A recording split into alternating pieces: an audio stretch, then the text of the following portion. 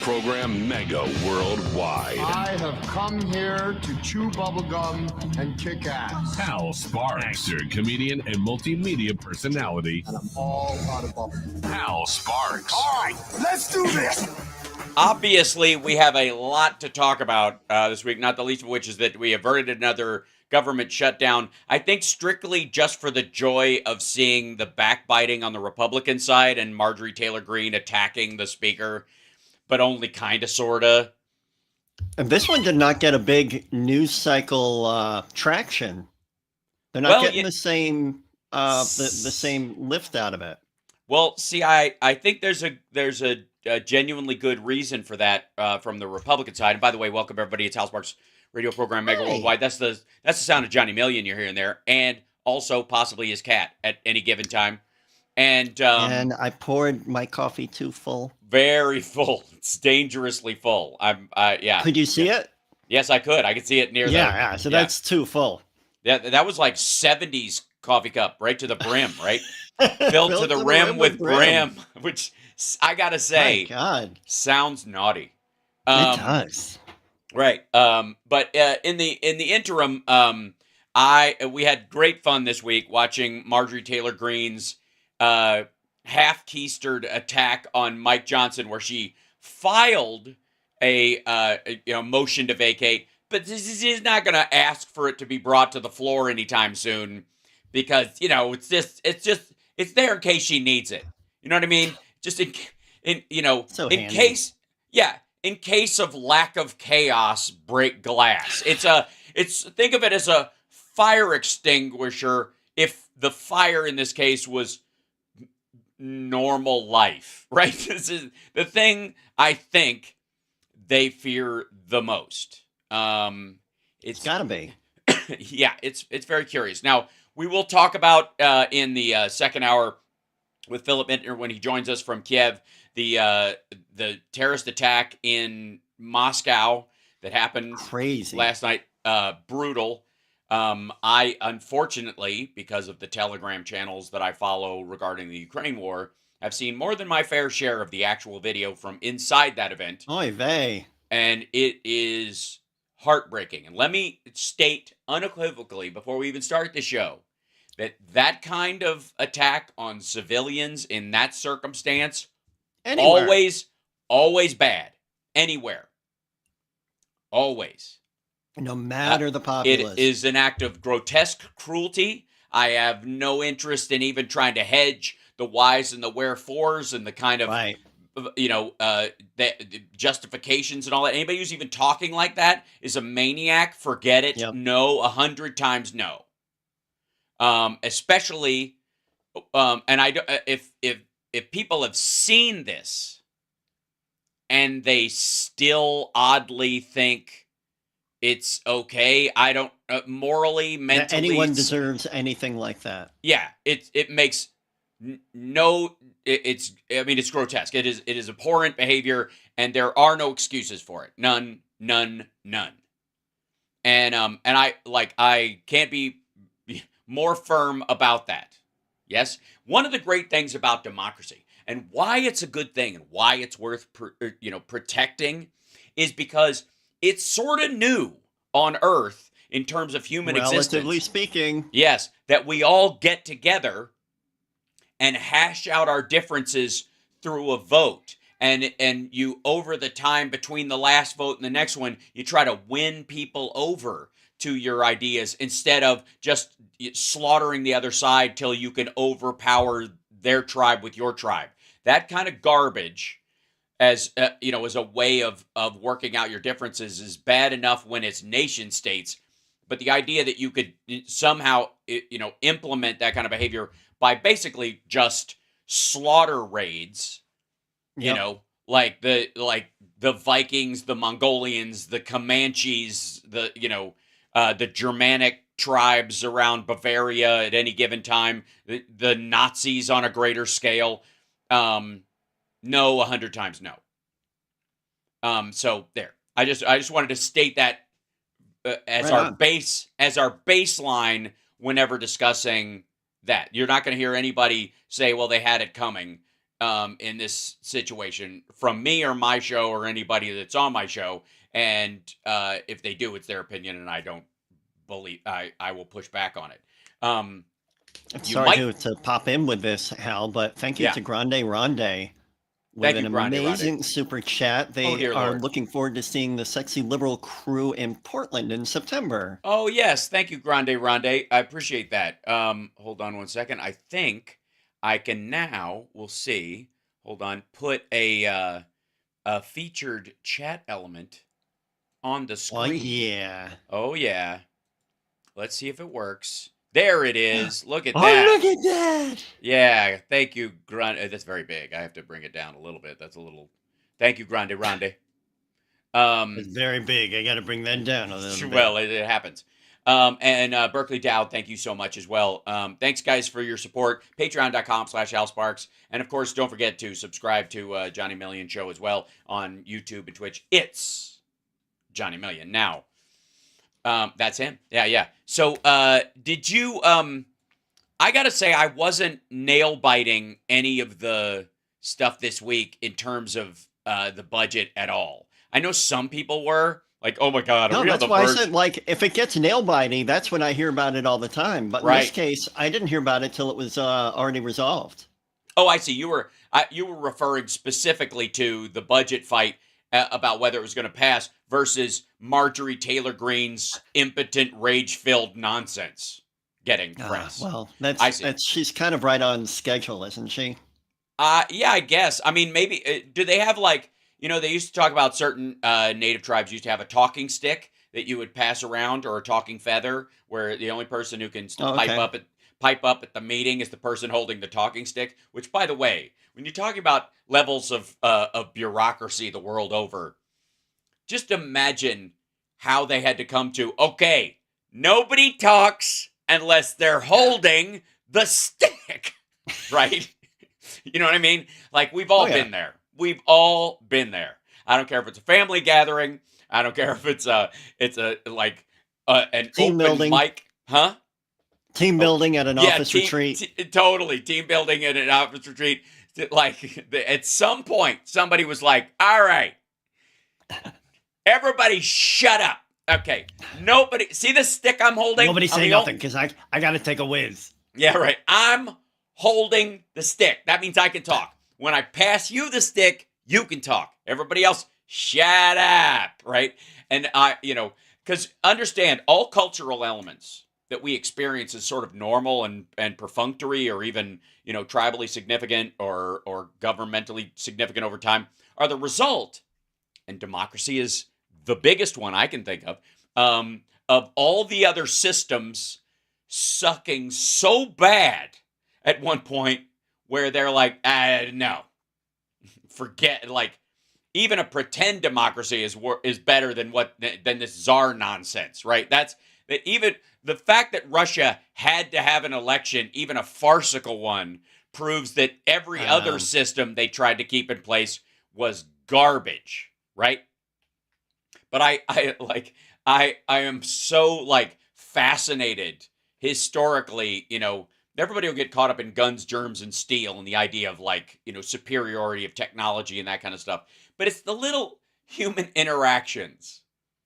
The idea that at some point we have to build a stage because some of the people dancing are worth watching more than the other people who are dancing, right?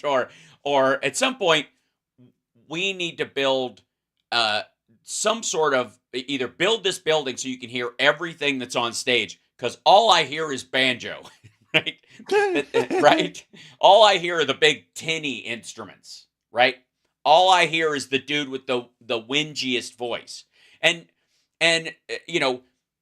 listen to old bluegrass music and hey kind of voice, and the banjo, the high lonesome. Right. That's because it cut through the room. No matter what the acoustics were, you could hear it everywhere. Same thing with, like, traditional Chinese, like, Peking opera. They never got around really to building.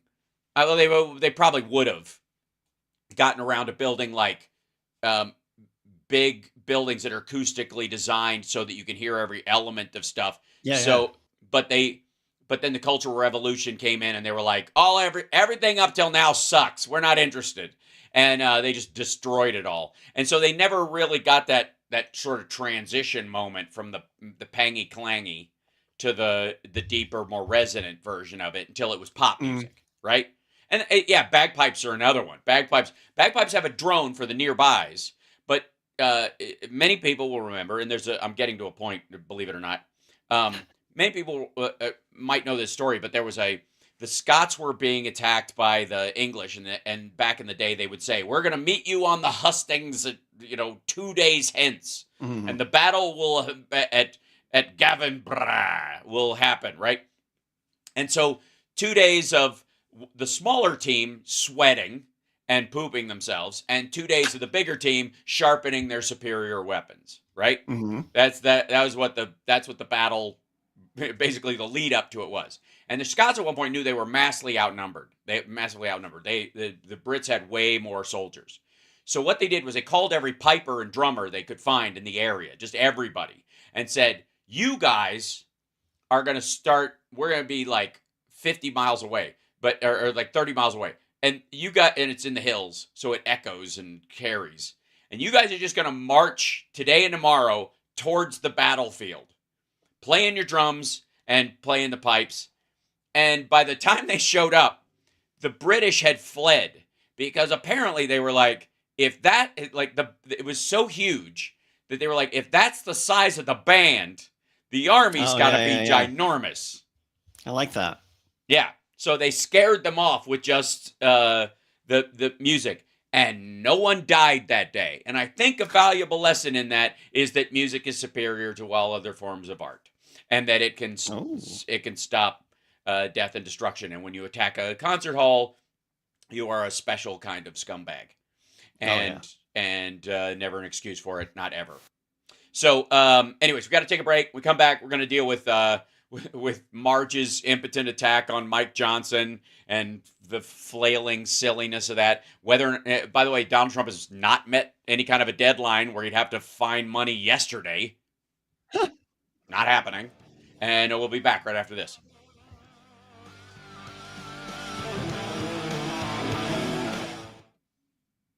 Johnny, I'm gonna try and fix this window as we roll through, just so I can.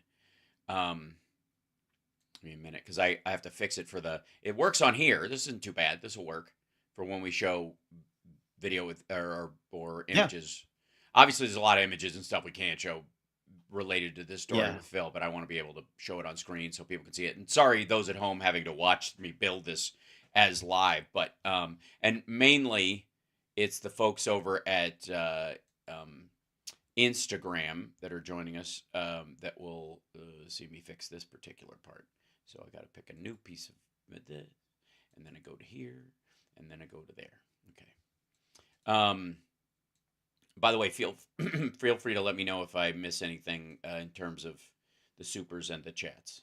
Well, let's see. Boston Brian is asking, can you ask Cal if he saw the photo allegedly showing a Moscow police with similarly dressed individuals as the attackers hours prior to the attack? No, I have not. I have not seen that. But hold on. I did see the guy captured. Wow. They captured a guy. Okay, and let's see. Oh, crap. There you go. And then I go. Welcome back to the Hal Sparks radio program, Mega Worldwide. So, welcome back. There's so much noise and news, I will say, about what's going on in Russia with all this. And let me just also be abundantly clear. I don't believe a lick of it until, it's probably 10 years from now, like in 1991, where we get a look at the real records. That's just the way it is. Like at this point, I am so dubious about everything involved that there's no reason, none whatsoever, that we should just buy it hook, line, and sinker No. believe that they know what they're talking about. Like, just no, not in any by any measure. Yeah, I'm not operating even in the cartoonish belief system that that this is that part of it is real. The hard part will be working out how it's affecting Kiev, and again, I said it this morning that this is going to be about like Operation Beat Him Until He Says Ukraine, which is consistent with how these folks tend to the Russians tend to operate, and what we know about the Moscow apartment fires that got Putin in power in the first place, and how he could entrench power specifically so that he would have sort of control over this. So yeah, I gotta say, I have no reason to buy anything, even that these are the guys they caught that are real, any of that stuff. So and again, it's even more difficult when you're dealing with something as serious as this to not want to react to what's going on with it, but at the same time, it for all practical purposes, it's just not verifiable on any front. So that's the issue I find is most difficult in the circumstance. That said, like I said, we will discuss that fully with Phil in the next hour. But right now, on a domestic front, I gotta say it's like from the sublime to the absolutely ridiculous. We have just like the Republicans continue to be the lamest excuse for a political party I have ever seen. Now, one of the big controversies, I don't know if you heard this. Did you hear that MSNBC hired Ron McDaniel, right? Really? Yeah, as a pundit. Now, okay. let me be clear about this as well. I'm for it. Not because I think she has anything valid to say or anything worth saying, but for two reasons. One, it will drive Republicans to the vapors, to the fainting couch. And it will irritate the hell out of Donald Trump, and it will be full of all kinds of like, I knew it, right? And what's she going to come in and talk about behind the scenes stuff with the Republican Party and why they couldn't raise any money? I don't care. What am I worried about? She's going to convince somebody that watches MSNBC to vote for Republicans? It feels like this is her transition to becoming a part of the Lincoln Project, which is fine with me also. But I mean, she's going to have garbage takes, and I'm not going to actually learn anything from what she's saying, because we already know, the sort of who's who behind the scenes, connective, the Russian connective tissue of the Republican Party and the NRA and all that stuff. So I honestly don't care. But the only there's an upside and a downside to everything. The only valuable part of this entire thing on any level is how much it will drive Republicans nuts. So I don't want her fired from it. I don't care. And I think it's hilarious. I'm not going to stop watching MSNBC because they hired her. I think it's a massive troll, and it works like a charm, because look at the freak out online from them about that very thing. Now, yes, did MSNBC viewers get mad? Absolutely. Did they get, were some people apoplectic about it? Sure. And I get it, because she's awful. But you have to understand, it's her value just her existence at MSNBC trolls the hell out of Republicans in an election year. And again, it will. I don't expect anybody who watches MSNBC to go, hey, maybe the Republicans should be given another shot. Like, it's silly. It's just really, you know what I mean? And as much as she's got garbage takes on everything or whatever, we're not talking about somebody who was like an architect of the Iraq War being added to the list. You know what I mean? You got to have a scale at some point. But the other, it seems to me, and there's a lot of strange elements. Did you see the Texas Paul and I talked about this yesterday, but the cover of the New York Post that showed a bunch of what I call roofing age males charging through a fence at the border and overrunning, 5 National Guard guys. Well, overrunning 5 of them. Well, that's what I mean. Like most of them are here to work. They're like military age males. I'm like, yes, but they're more like hanging out in front of Home Depot trying to get work age males when, in terms of what they do when they actually get here. You know what I mean? So that is just one of the, like, their pejorative I find disgusting and not realistic. They call it an invasion, all that stuff. Yeah, it's silly. So ultimately, these guys in this cover, have you seen the cover image of the New York Post? Okay. So the New York Post had, I'll see if I can find it real quick. This is all about the narrative of the terror coming from others. Yeah. So let's see. I'll see if I can. There we go. I guess it basically. Let's see. Moment when migrants is what it said. I think was the title of the thing. Migrants overpower. Oh my! National Guardsmen at the thing, and the cover image of it. Let's see if I can find this. But the New York Post has this cover it's just atrocious. But it's all about like migrants overpower National Guardsmen, and they're like being charged past them. And it's just like all these guys, and they're like, it is an invasion. And then you watch the video of it, and the guys that charged at these guys ran up to the gate at the actual border and stopped and couldn't get through. That was it. That was it. No overpowering? No. Well, I mean, they overpowered the 5 guys who didn't want them tearing up the piece of fence, I guess, is the idea. Let's see. So this, this cover art that they were putting out is particularly deceiving. Yeah. Right? That was the point of it, was to make sort of a mockery of of any efforts, because border funding passed in the bill, not all of it, not the same level that was in the border bill that went through, right? But a decent amount, and certainly an improvement across the board. And again, Marjorie Taylor Greene and her ilk all voted against it. So they voted against the very border protections they're saying need to happen. And there's a reason why they did that, because Donald Trump's only thing he can run on is migrants in the country are going to kill you and take your stuff, and in the process kill you while they're taking your stuff. I don't know, whatever. And now their entire hope rests on hoping that something awful happens between now and the election.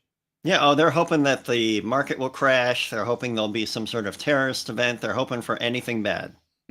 Yes, and because they don't really have an option. Nope. Right? They don't. And by the way, no policies that people vote for. Right, and certainly none that specifically will affect jobs, energy, anything that's looking to the future. Right. Yeah, they're hoping gas goes to $9 a gallon. Right. But all that kind of stuff. So, let's see. I still like, it was all over Twitter yesterday, but I know I have it cover image. Yeah, I'll find it. It's just a gross, misrepresentation of it happening. Maybe they've sunk it because the video came out. It's interesting. The SEO on it should bring it right to the top. And it's curious to me that it is not coming up right away. I mean, I know I'll be able to find it on X if I want to, but you'd think something like this, it would just jump to the top of the pile, right? New York Post, migrant, blah, blah. Okay. I'll be able to find, so there is and I'll show this bit on, and you can hear you can't hear the audio, but it doesn't matter. Johnny, this is the image. I'll show you this real quick for those that at home.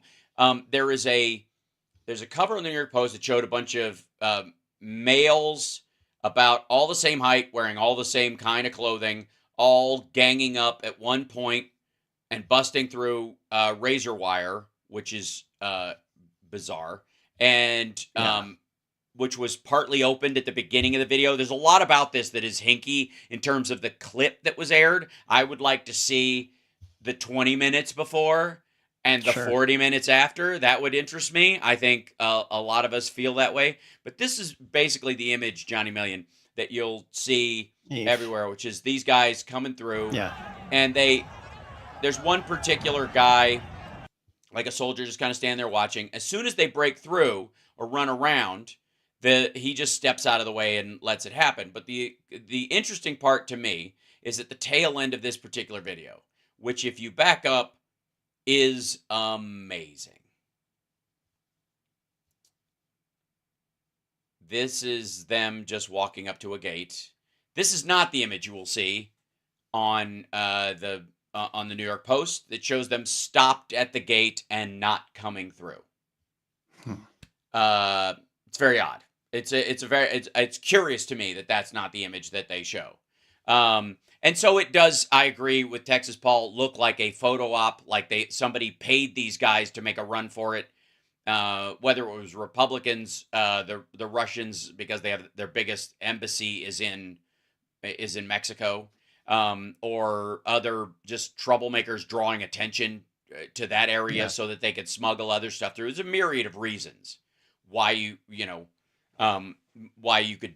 would and could do something like this. It's curious to me that it happened, and this cover story comes out on the New York Post the day the Republicans bring the budget to the floor and vote it through.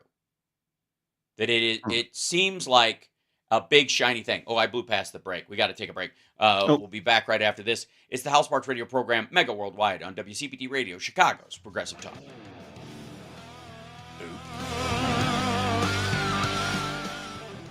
I did a wrong thing.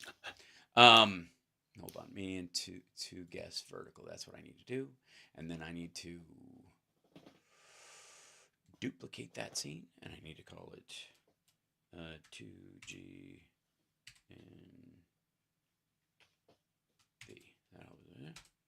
Okay. And now I can actually do this kind of thing. Okay. Trying to fix this as we go. So fix it as we go. I will fix it as we go. Hey, fix it as we go. Okay, and then we take this. Fit to screen. Excellent. Now we put it behind me, put it in front of you guys. Then we remove this image. And then I take you, guest one, which is you, and I move you up here in this little window. Whee! I know it's not much, but I'm working on it. Whee! And I gotta move everything. Excellent. Okay, that's much better. And then move this down here.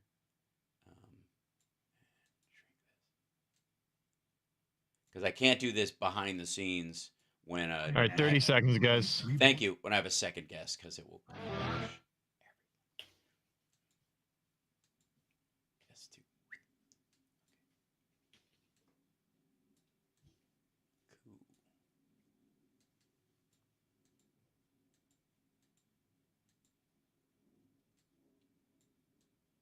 Okay.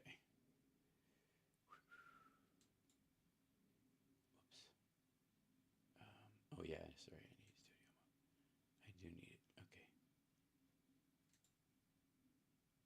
And then we link this to... You're locked into the Hal Sparks radio program, Mega Worldwide.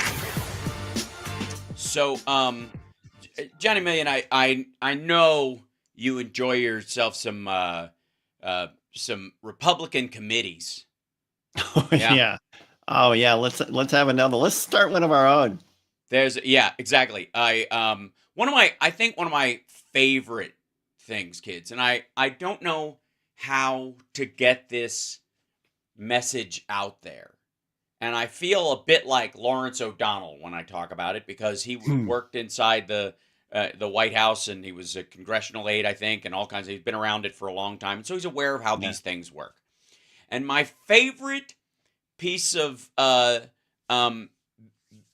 DFery, I'll call it, is when they go, "This is a giant bill, and nobody has been able to read it." Yes, we're familiar.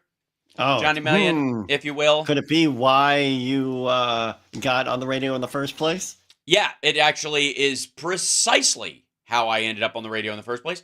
And especially when it comes to the world of, healthcare and giant bills that are actually laws, not just the budget. Now, Johnny, you work in some form of accounting stuff in your day jobby stuff? Or I do payroll-y things. Right, okay.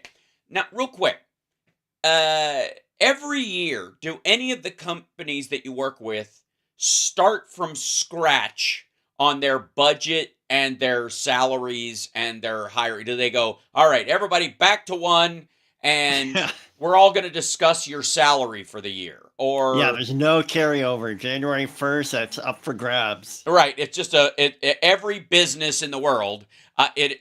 January 1st is insane. It's like the first week of January, everybody's just, jockeying or wrestling or fighting for, whatever slice they can get, for the fiscal year. And the worst part is nobody has time to read even what the business is about, what they're trying to accomplish, what the head of the organization wants to make happen, any of that stuff, right? Sure. It's just a complete mystery. At the beginning of the year, we have no idea. You can see, ladies and gentlemen, why indeed I am irritated by this giant budget and nobody has time to read it. Okay, two things. One, the government, like any large corporation, is enormous. And so that's why you have committees. Why the Budgetary Committee, specifically, you tell them as a caucus what your priorities are. They go in and try to get them. They come back and tell you what they're able to get and what they aren't able to get. You say, well, we'll walk if it's not this and whatever. And they go, well, we have the votes to get this and maybe I could try this. And you talk back and forth. And then they go, yeah, okay, we'll sign off on that. And then they go back and then they do the deep reads part of it. I don't, first of all, you shouldn't have to read the entire bill if you trust your caucus, if you trust, or the committee rather, if you trust your members of the committee. And if you don't trust your members of the committee, why are they on there? Yep. So everybody knows this. Also, if you'd like to read the budget, you can start right now. Might take you a while. Might take you a couple of months even to get through the whole thing and check its little sub notes and that kind of stuff. Work with your staff, break it down into chunks and all that kind of stuff. And then once you've read it, you'll notice that every year there's probably about 20 pages that are different. Priority spending, changes, responses to emergencies, that kind of stuff. That's what comes up when you have, in this particular situation, one of the states that that Rand Paul thinks doesn't deserve hurricane relief because they have too many hurricanes, right? You know what I'm talking about? Those folks? Yeah, sure. So the idea that that these guys want to play this with bills is annoying, because again, most of the bills are drafted up either and have co-signers and all that kind of stuff because those are the staffs that have gone through it. You can tell whether you can trust it by the co-signers of it. If members of the Freedom Caucus have signed on as a co-sponsor of the bill, rather, then you should be able to trust that one of their staff went through it and broke it down for them, and all the parts that they can support are there, and they got as much as they possibly could. Right? And if you can't, if one of the members of the Freedom Caucus has co-sponsored something, even an element, a chunk of the budget, a piece of it, I don't want to hear that nobody's read it. because you've read large swaths of it, and you're just not bothering every year to do your job and read the extra 25 pages in changes that, again, someone on your staff could put the whole budget into a PDF reader and choose you could choose the latest changes and just read the latest changes, because that's really what you're fighting over. And if it's something you've been fighting about that's in there, that's been in there for years, then you can make a point of going through that just by word search. If you have a particular, like bone to pick with a policy or an organization, it doesn't take a lot of work to single that part out and go through it with your staff, break it down, and go after the parts of it that you don't, right? It's not, this part of it isn't rocket science, because look who's responsible for doing it. Yeah. So I don't want, anytime anybody says, made me spit on my keyboard, by the way. Oh, you're welcome.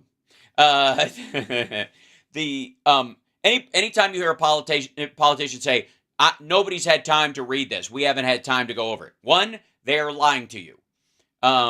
Or they're telling you they don't trust their committee members. That's their problem. Yeah. But the biggest answer is when they say, especially anybody who, like Ted Cruz or Lauren Boebert, has their own podcast.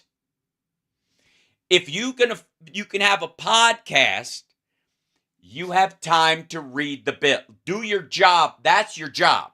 That first thing, going through policy, going through the material evidence with your staff and by yourself is your job. More than anything else. Not campaigning, not showing up on Newsmax, none of this.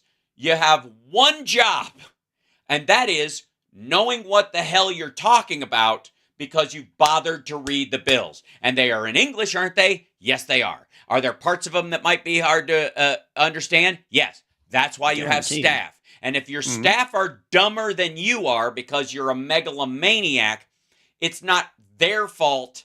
You're an idiot.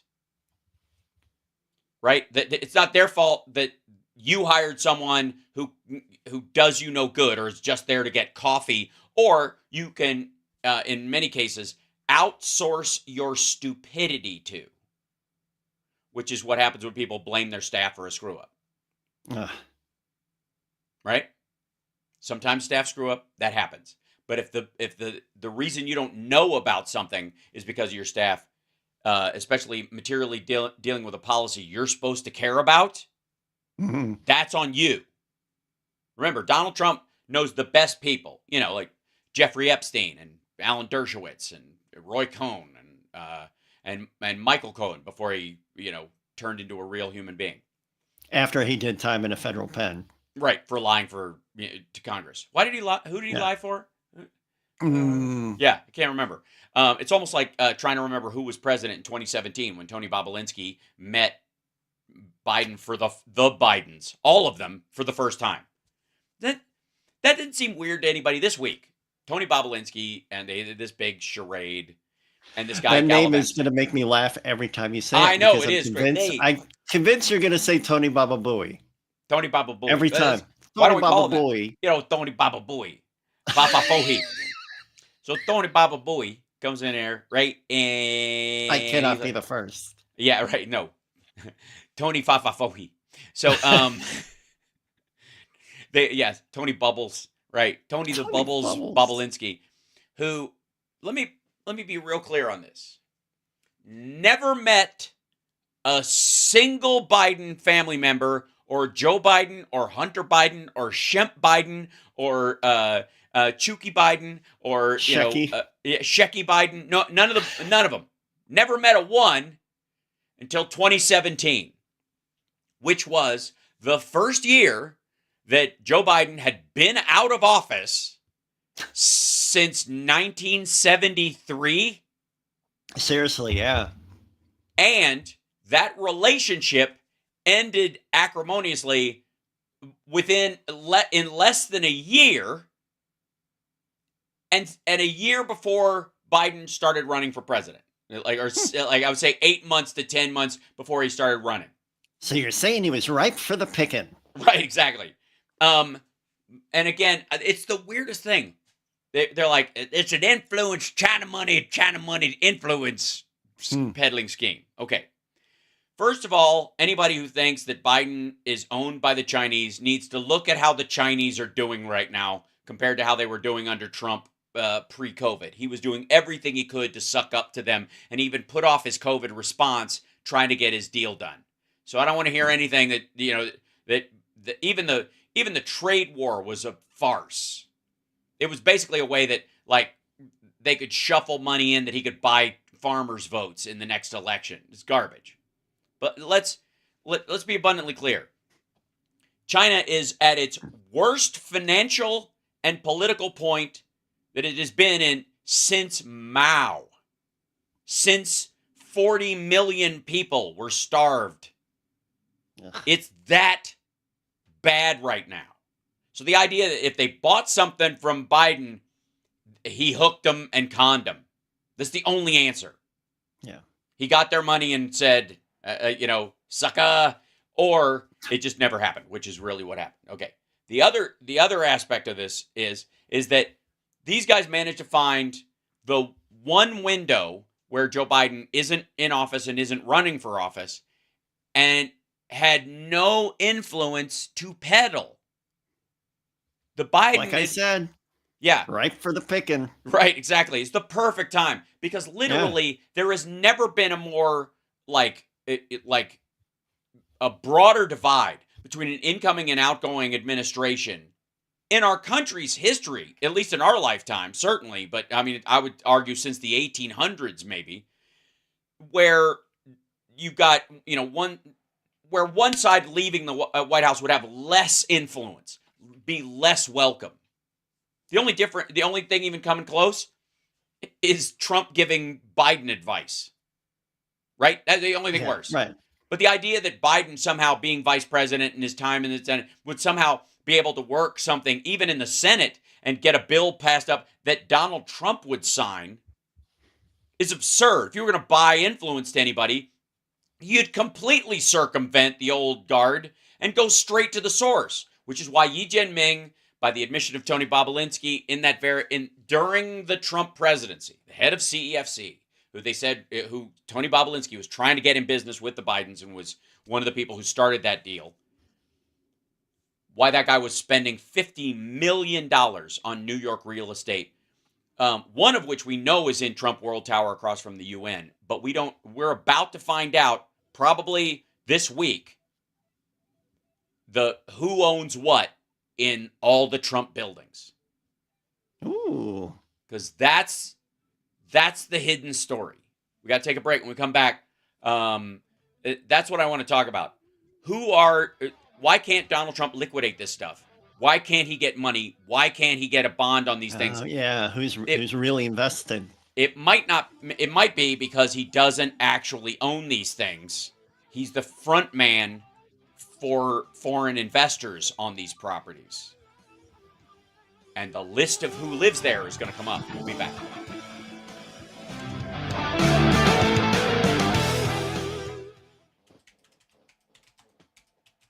Floopy doopy doopy doopy whoop whoop. Mm-hmm. Wow. If I may. Oh, and I think I have a. Hold on. Uh-oh. What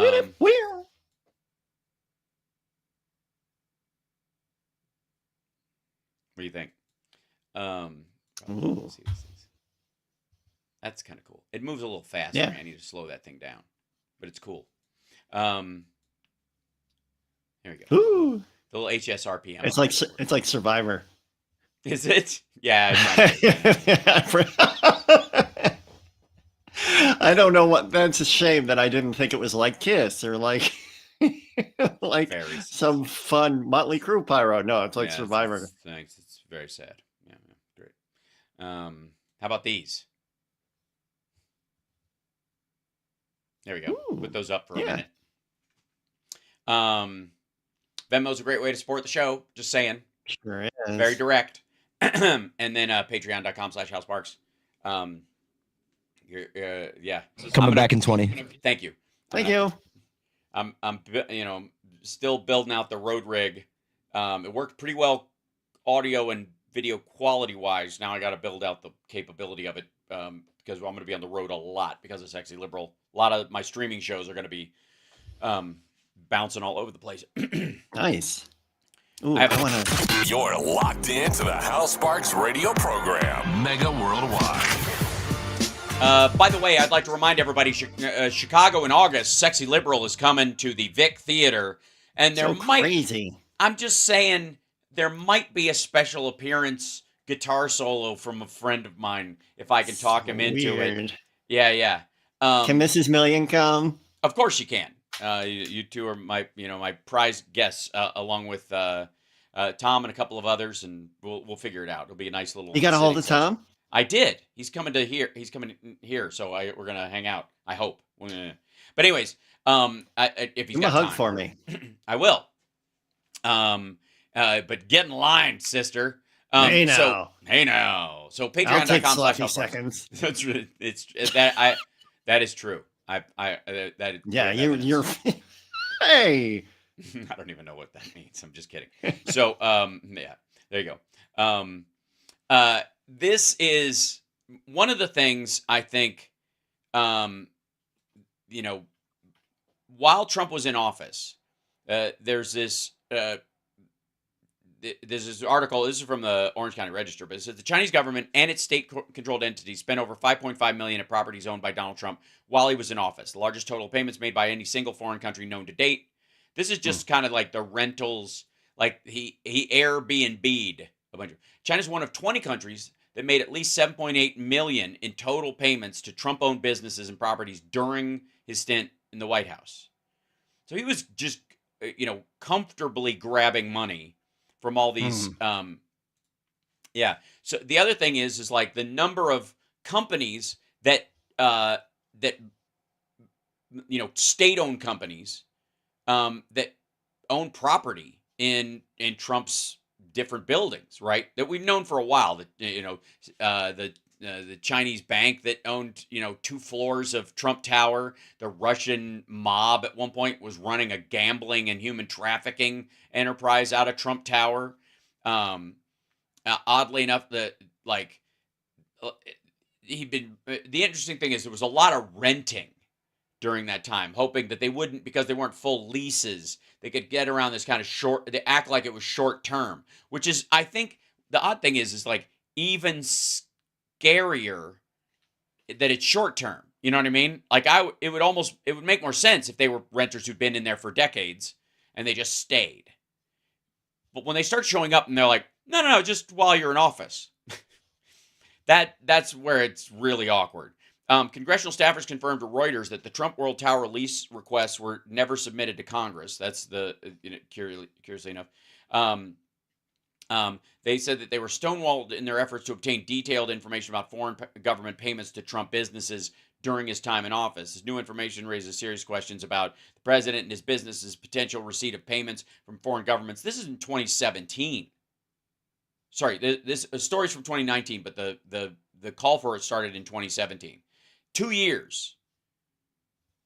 They started, this is all these stories. Remember how we heard about him violating the emoluments clause and hiding that stuff all during it? In 2017, they pointed out that nearly $100 million of Russian money has been invested in Trump buildings. They found at least 63 individuals with Russian passports or addresses have bought at least $98.4 million worth of property in 7 Trump-branded luxury towers in southern Florida alone. That would be the Trump Tower Miami is known as like the Russian anchor baby waiting room. He goes, I can tell you, for speaking for myself, I own nothing in Russia. I have no loans in Russia. I don't have any deals in Russia. Okay. So someone in the chat actually brought up, could Judge Barbara Jones find out about the, quote, ownership of the Trump properties? Oh, yeah. Yes. So one of the things that happens is in the dissolution of it, or even the trying to put a lien on it, part of the lien goes everybody else has to fight for their slice, so that if they need to sell their stake in a building, they're not under his lien. So they got to distance themselves. If they don't, then they could lose their stake in it.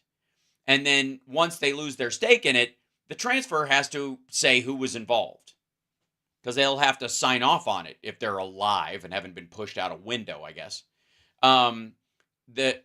Just the volume. Representatives of 22 foreign governments spent money at Trump properties just in 2019 alone. The profits from foreign governments in the Trump organization has sent $343,000 to the U.S. Treasury for 2017 and 18. The company did not release underlying numbers to support that figure. So they would just go, this is how much we made, never mind. No receipts, no nothing. They just wrote the number on a napkin and said, this is what we got. And I got to say, that's the thing that will unpack once they start dissolving what's left of his phony empire. That, who was the extent of the lease documents and all that kind of stuff, they end up getting seized as part of this. I'm curious too, in the fraud, in the details, the evidence in the fraud trial, how much information was in what Letitia James and others found that they haven't, they can't charge him with, because that would be Jack Smith's job, or somebody else for his being an unregistered foreign agent, or perhaps, lobbying or graft or bribery or any of that stuff. A big portion of this will, I'm curious, they have to have a ton of the material background on who was in the building, what they were paying for the properties itself, whether they paid above or below market price. One of the I like how Ed's 3D Tech put this in the chat. The cascade of debt will start Monday night and will open everything. Yep, exactly. And that I think is the biggest story. That is of all of this, because once it starts to unravel, I've said this for a long time. Donald Trump thinks that he beat the system because he was smart. He didn't. New York real estate has been so mobbed up and screwy for so long that they had an aversion to pulling the thread. But now, just like in Vegas, as the mob has moved out and gentrified and turned into corporations, and you no longer have to, you've got a board you can adjudicate your differences in terms of territorial use and whether your chips can be used someplace else and all that kind of crap. Once you can work that out peacefully, and even by the way, softly bribe someone as opposed to dropping them in the desert in a garbage bag, right, and burying them like Joe Pesci at the end of Goodfellas or whatever, or Casino, I think. Once that's over, a lot of it is normalized. The same thing is becoming true of New York City. New York for a long time was mobbed up, and then Rudy Giuliani famously broomed the Italian mob out, let the Russian and the Chinese move in. Jared Kushner and his father played footsie with these guys for a very long time. Oh, yeah. But quite frankly, you can make an honest killing in New York now without those people. And so it's a crucial part of this conversation. And I look forward to it coming out this week. It's going to be my favorite part of it, and that's what Donald Trump fears the most, is that you'll get a look behind the curtain and see that not only is he a phony like the Wizard of Oz, but it's not even him. We'll be back right after this. Philip Bittner will be joining us from Kiev. And take care of yourself. We'll be back right after this.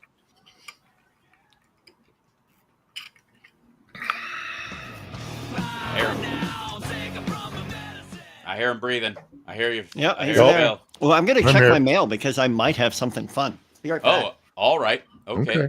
None of my business, really. So hold on one second. I'm going to bring you in. There we go. All right.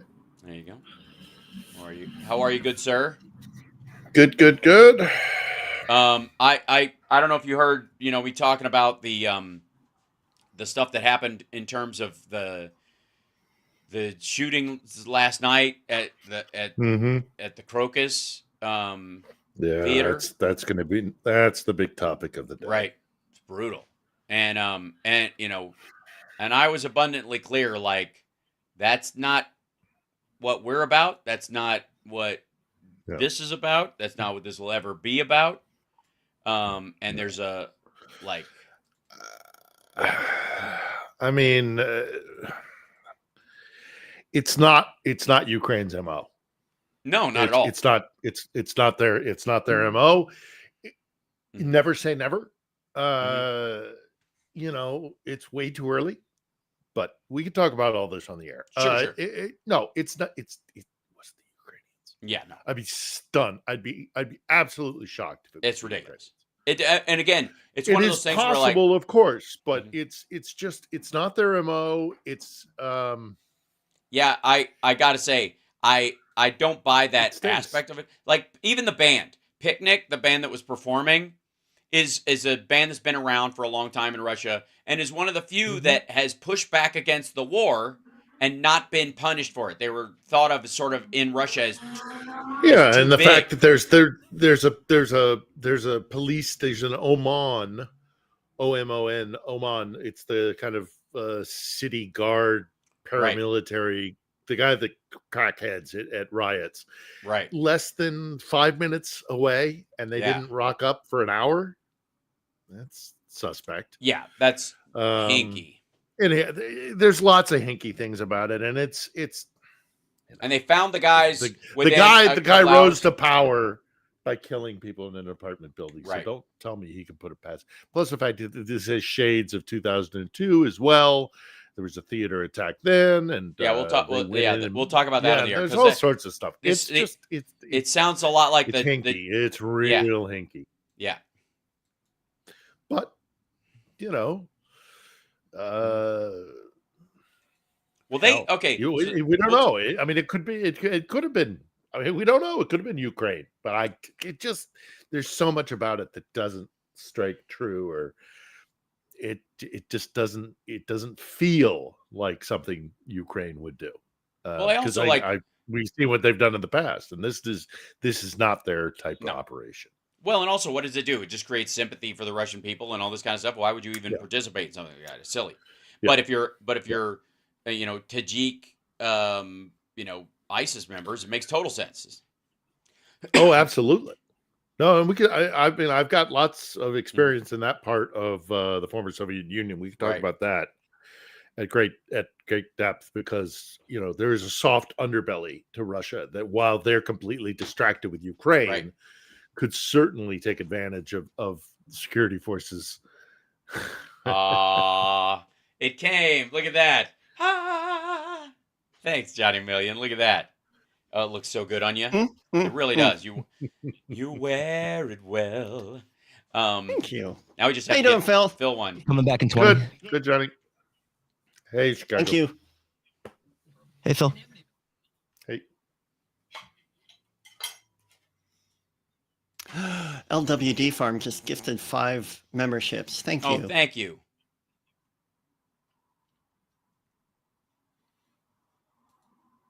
You're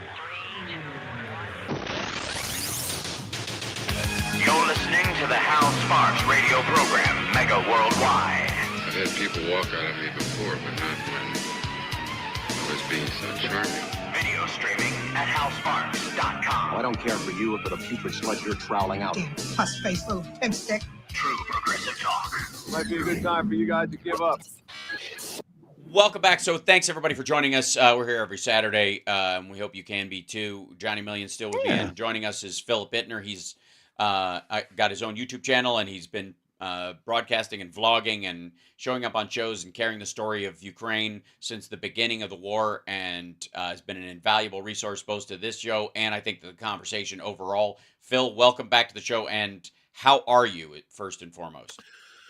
I'm good. Yeah. We've had a couple of days of pretty intense air attacks ever since the incursion by Russian forces into kind of the Belgorod area internally inside Russia. And I suspect, given the events of the last 24 hours or so, with the attack in Moscow, that whether or not Ukraine had anything to do with it at all, which I very skeptical of. But regardless, I think we can anticipate that Russia will be sending heavy munitions here over the next, tonight and going into the next few days, because that's what they do. So. Well, that's, I got to say, I called it this morning when I was like looking into the story, and sort of the next day story online. I was calling it like today, of course, Operation Beat Him Until He Says Ukraine commences immediately. And they're showing these 4 guys in the same car they left the venue in an area where they're saying is close to the Ukrainian border, which is, by the way, may I point out that it's not the Ukrainian border, it's the border of Russia and the territory currently Russia has seized as its own. Occupied, yeah. Where the Chechens are. It doesn't make any sense. Any Ukraine. If you want to talk about they made a break for the Ukrainian border, then technically speaking, in a war zone, what you mean is the front line, and they weren't anywhere near that. They weren't even anywhere near really the border itself. So it's an absurdity. Yeah, and it's a far more porous border up near the Baltic states, up near St. Petersburg, or even Finland to a certain degree now. Yeah. Even though Finland is now a NATO member, there's still a lot of cross-border traffic going on there. In some ways, by Russia trying to create a migration crisis. But anyhow, regardless, it would have been smarter to go north and instead of south. But look, I'm not. It is way too early to start pinning this on people. It is still ISIS claimed credit, and also ISIS claimed credit. They for claimed it. credit. That's right. The question is There's plenty of reason for ISIS-K is the particular branch of ISIS that has claimed responsibility for it. Now, ISIS-K is built on this kind of amorphous grouping of ethnic and tribal associations in Afghanistan, Iran, Tajikistan, and Uzbekistan. And there is a long history of Islamic radicalization in that area. There's a very fertile area called the Fergana Valley, where the Islamic movement of Uzbekistan, for example, used to take refuge. They would fight in Afghanistan and then retreat back across the border, and there's a long-standing animosity between Islam and Moscow, despite what Moscow would have you believe that all ethnicities are respected in the Russian Federation. It's not true. Right. Islam is very much stamped down upon. They have a serious separatist problem in Chechnya, obviously, or Ishkuria. If you're going to be, if you pay respects to the people of that country, they call themselves Ishkurians, not Chechens. But across the border, there's also Dagestanis, Ossetians. The Caucasus have often been described as the soft underbelly of Russia, and with the concentration in Ukraine and the preoccupation and the draw of assets for Russia in their fight in Ukraine, it is understandable, it is entirely possible that because they are distracted to their west, that this southern underbelly of these separatist movements, many of whom are Muslim, who are radicalized Muslim, that they could take advantage of this and make attacks, because they've got hundreds of years, decades certainly, since the fall of the Soviet Union, where they have these grievances. So it is entirely possible this was an ISIS operation. It is also entirely possible it's a false flag. Yeah, and Russia has apparently, first of all, the U.S. warned Russia earlier, like last week, that they had intelligence, and under their duty to warn policy, which is a law, actually, an international law and a law that we participate in, that if there's going to be a terrorist attack, even if it's your enemy, you have to let them know. We let them know, and Putin's response to it 3 days before the attack was, it's blackmail by the West, which is super weird. Like, what are you talking about? Why? What are they? They didn't ask for anything, stupid. They just told you this was going to happen. That's it. Click. It's a very and strange response. and warned their citizens, warned any American or dual nationals that were in Russia to avoid large gatherings. Right. And you know, that's their duty to their citizens. Right. You have to put that out. So look, it has all the markings of a false flag as well, because, you know, this is how Putin rose to power in the very first place. I was living in Moscow when I saw Putin's rise to power, and I went to the apartment buildings and I spoke to people at those apartment buildings who were absolutely 100% in the belief that it was the Russian security forces that had done it. And I've talked about it in the past many times. Sure. But if you rise to power by blowing up your own people in an apartment building, who's to say you wouldn't do this as well? There was the incident in 2002, which this has shades of, where there was a theater that was taken over by Chechens, and the security forces went in and gassed everybody. So there were no, were no witnesses. Yeah, it's just the whole let's thing go back. stinks. Let's go back over that one, because that's probably the one that is closest to this circumstance. It's interesting, and it might be the one that other terrorist organizations who want to carry out a similar attack learned from. Don't hole up in there, because they don't care, and they'll take credit for the dead. Yeah. You can't. Right? They just went in there and they just wiped out everybody, and they Russians are tough and they can take it, and that was that. And so it feels like there was a lot that this particular group learned from that horrifying. Or Beslan, that horrific shooting at the school in Beslan, and right, which was that was Chechen separatists. I have friends. I was not there in Beslan, but I have friends who were, and that was definitely Chechens. But you're right. Holing up in a place is not the smartest thing to do, because eventually the Russians will come at you and they don't care. In the case of the 2002 theater, and I remember that attack very clearly. I remember it was on the news for a few, I want to say a couple of days. What they did, specifically about the hole up in the hostage. Yeah, and then they pumped the place with gas, and they were not as cautious as they should have been with the mixture of the the airborne narcotic or the gas or whatever. And so they ended up killing many of the hostages, the Russian security forces themselves, by basically giving them an overdose of this gas. And so a lot of their own civilians died there. But in addition to that, what I also remember distinctly from that period, because I was in Moscow again also during that period, was that there was talk of the security forces when they went into the theater. There were Chechen terrorists. They were terrorists, and they were still alive, and they were executed by the security forces. The Russian security forces went up. They were these Chechen terrorists. They were groggy, but they were alive. But instead of taking them custody and pumping them for information, the Russians just executed them, which a lot of alarm bells went off on that one as well. So of course, Moscow is already starting to blame Ukraine and Ukrainians, but this is not their MO. It would be very unusual for the Ukrainians to have done this for a variety of reasons, not least of which is because they don't want to come off as terrorists. And this was, you're rounding up civilians and you're killing them. That's, this right now, just on Russian Telegram, and take that with a grain of salt, however you want, but I would think they would lean away from ISIS if they could in any way blame Ukraine. They're gonna try, but according to Astra and a couple of the other Z sites that I look at, they are posting stuff from the Amok site, the official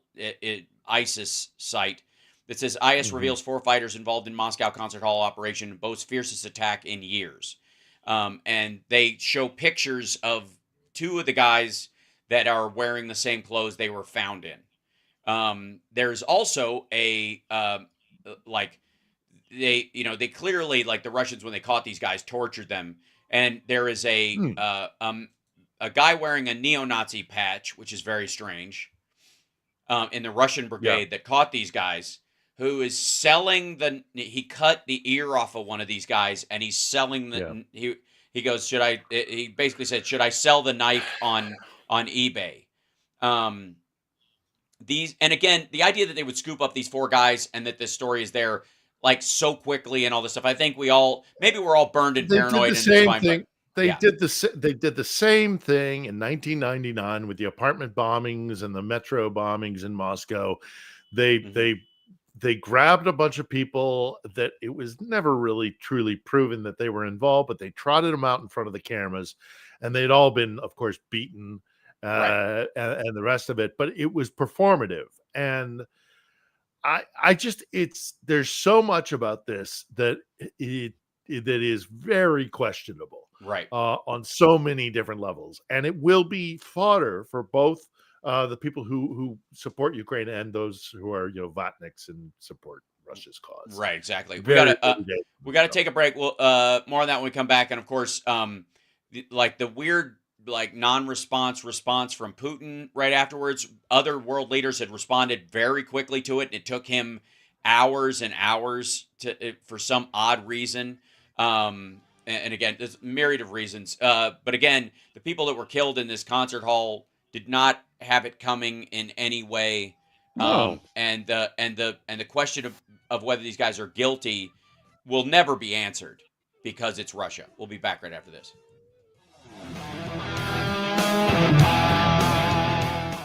I kind of wish I could. Let's see. Hold on. I'll share a screen with you guys. Yeah, I'll do this one. This guy right here. I don't know if you guys can see this. Okay. Yeah. Well, I saw the other video. Yeah. The really disturbing. Yeah. So that's one of the guys. They all look like. I mean, they've just had their faces caved in. Yeah, they do look like they're from Central Asia or from they the are. Caucasus. I mean, that's the thing they had them. And here's the thing: Tajiks they were Tajiks staying in a hostel. They knew where they lived and all this. But anyways, these are the allegedly. I don't know why they're black. They grayed out their eyes or whatever. Because I guess maybe I don't even know why. Like, just show them if they're. What's the worst is that they're Islamic State guys. This is them cutting off the dude. Yeah, that's a really disturbing video. Yeah. Yep. And then this is that site I was just telling you about, the how they're talking about it. Yeah. So, but of course, the real conspiracy theorists are all out there going, ISIS is actually a CIA front and yada yada. Coming back in 20. Or Israel created them. They can't make up their mind right now. Yeah, hold on. Either Mossad or some. Yeah, exactly.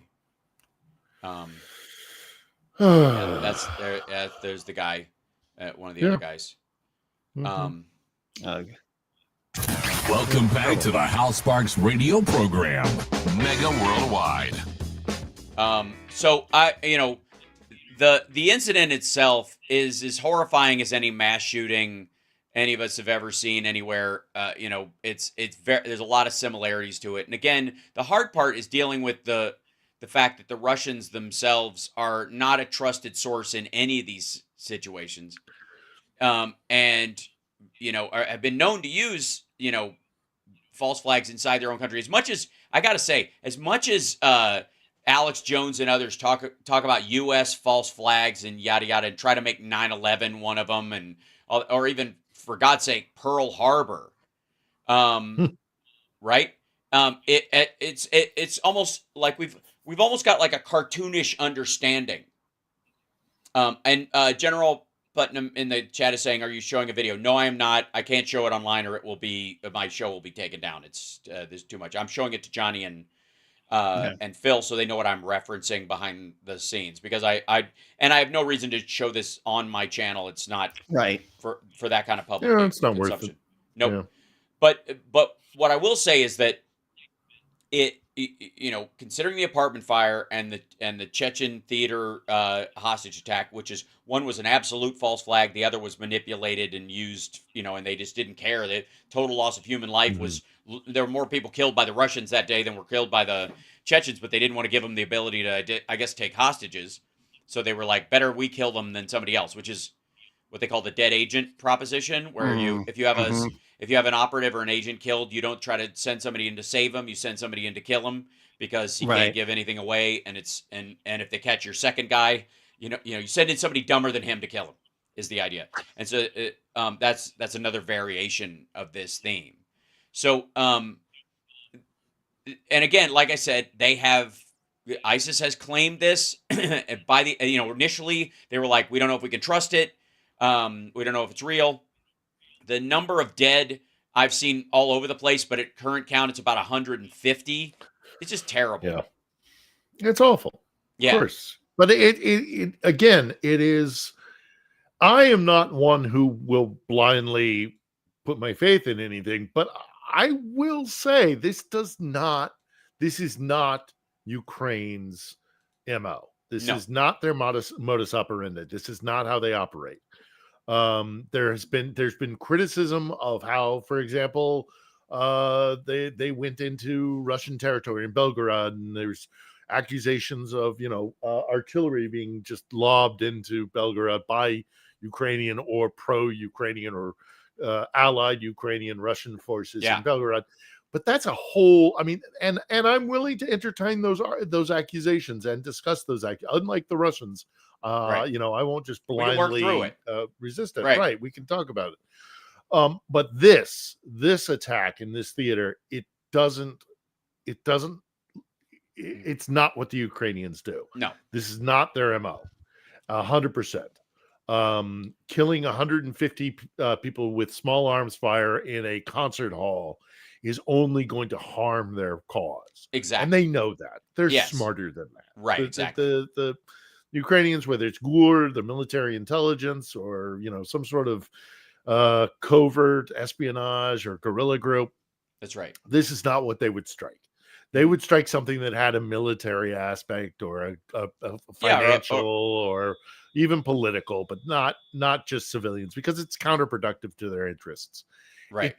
I would be absolutely, it would change. It would force me to reevaluate a lot. And I've been here for too long. I know these people too well. This is not the Ukrainians. No, it's an absurdity. What I will say is that, here's what it is most likely, if you want to talk about what Don Jr. called yesterday Achman's razor. I'm not kidding. Not Don Sr., not Trump. Did he really say that? Don Jr. said Achman's razor, which is Achman's razor. Yeah. Which not to be confused with Eichmann's razor, which is a horrible implement as well. Here's what I would say is that the Achman's razor version of this is that it's a real event caused by real terrorists, because the Russians had been killing ISIS members inside Russia and inside a couple of other countries over the last month. I want to say in the last 2 months they've killed 3 members of ISIS. Look at Syria. Yes. Well, yes. Look at they killed Muslims. Right. They sided with Assad against ISIS and the others, whatever. Everybody, by the way, was against ISIS in that area, but specifically they sided with the government of Syria, which had more resources than the rebels did. And so therefore it was more probably impactful. And Russia, to placate or build a relationship with Assad, probably baited some of these idiots out with all kinds of promises, because they'll engage in all kinds of this stuff. But I would say it's a real event, but Russia will use it and try to spin it into something else. That seems like that is most likely, much like the Chechen. The Chechen attack was real Chechens really doing something. The response from Russia was very Russian, but at the same time, they used it as a precursor to go into war.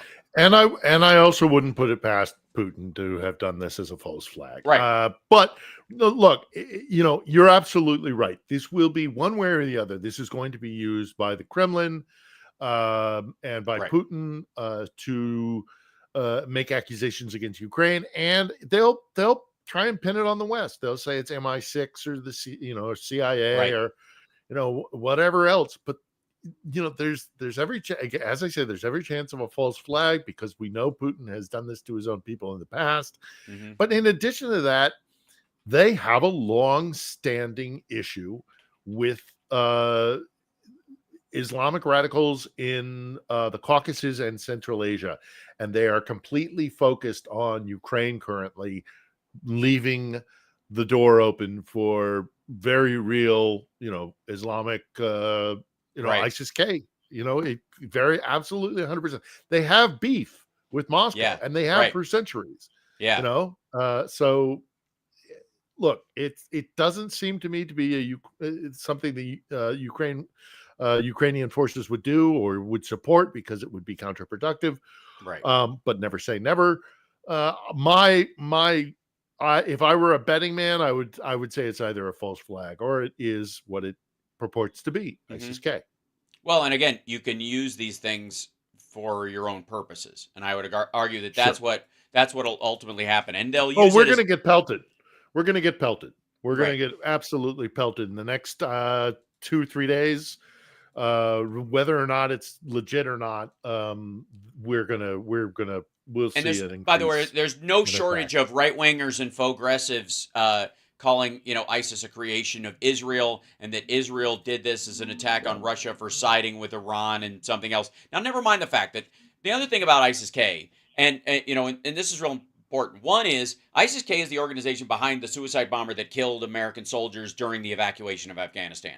The Taliban, I believe, this is my own personal tactical opinion of the circumstance, they have an off and on relationship controlling these guys, and have strategically at different times allowed them to do awful because they could benefit from it in the same way that Putin will do in some cases. So they let these guys through because all the smart people that were in in Afghanistan, when the government started to fall, they started fleeing the country. And they were going out through the civilian side of the airport while we were going out through the other side of the airport. We were getting our people out. Our soldiers were guarding the Afghan civilians who were trying to escape on commercial planes, right? They were leaving, and that bomber went into that side. The soldiers that were killed were in that radius as they were trying to help Afghan civilians flee to other countries, not even to the United States, just in general. And they were trying to stop the brain drain. I think they let them through, and they scared everybody from going to that airport. And after that, it did work. They went to the Pakistani border and they went to the Iranian border, depending on where they could most likely find, or the quickest route or the safest route.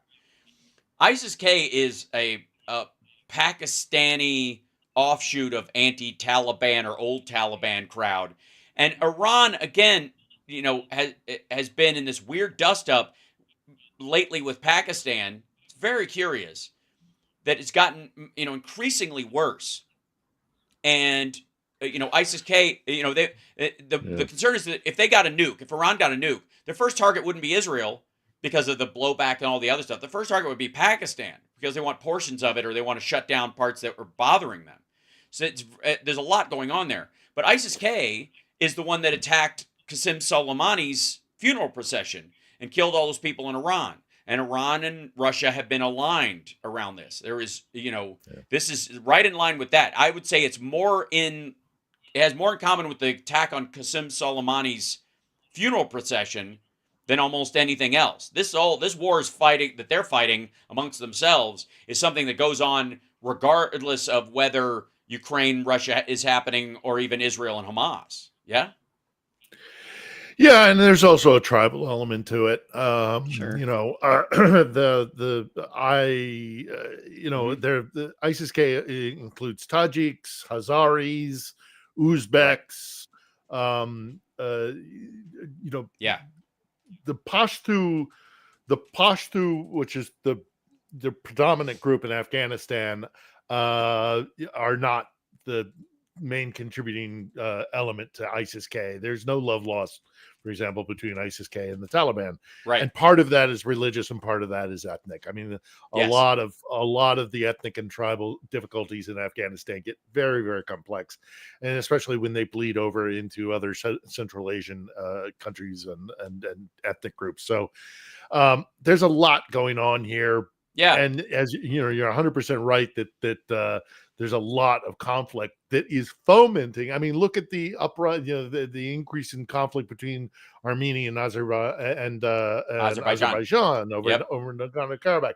While Russia and Moscow are completely preoccupied and are fighting this existential, fight to the death, basically, over what will be Russia in the future if they lose their colony of Ukraine.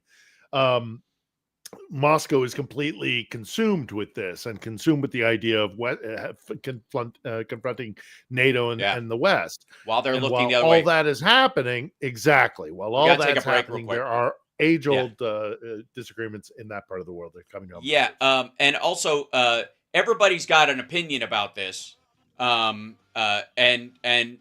a lot of them are diverging, even amongst the Putin loyalists. So it's a fascinating look into the uniformity of thought and its fissures. We'll talk about that on the way back.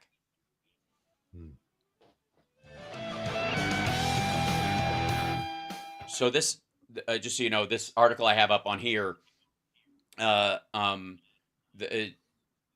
Dmitry Krutoy said of his country's security agencies helped the Russians catch the suspects in the terrorist attack, and that the perpetrators could be planning to flee across the Russian-Belarusian border, is what they said.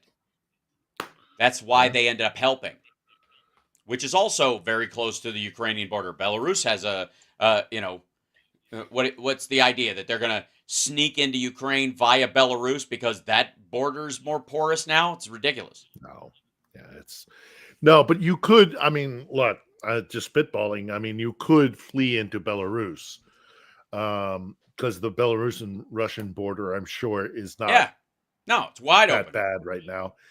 And then once you're in Belarus, that buys you a little bit more time, and maybe you find a way into Europe by way of Belarus. But this is all it's all guesswork at this point. Right. It's going to be, they will use it to their benefit, and they will blame the Ukrainians and they'll blame the West, and nothing good will come of this. So, and nothing good. I mean, this is a tragedy. It's an outright tragedy. There's no two ways around that. Yep. So, and part of it also is that, like, the reality is, you got a bunch of innocent people dead who are just concert goers. Whoever's responsible for their death is inexcusable, and anybody who manipulates it for their own sources also is without an excuse. Cat maintenance. Understood. Yeah, it's a mess. It's not good, and we're gonna they'll take it out on us. They're gonna definitely take it out on us. So yeah. It's bad. It's bad, but it totally has way more. It has the stench of ISIS more than it does, or false flag, than it does Ukraine. Right. He gets back into office. He's got another 6 years, but in order to but he's got to tighten up things. He's got to make he's got to have an excuse to make security forces more belligerent. Right? I mean, they're talking about 22 million fake votes in the election. House Sparks radio program, Mega Worldwide. So,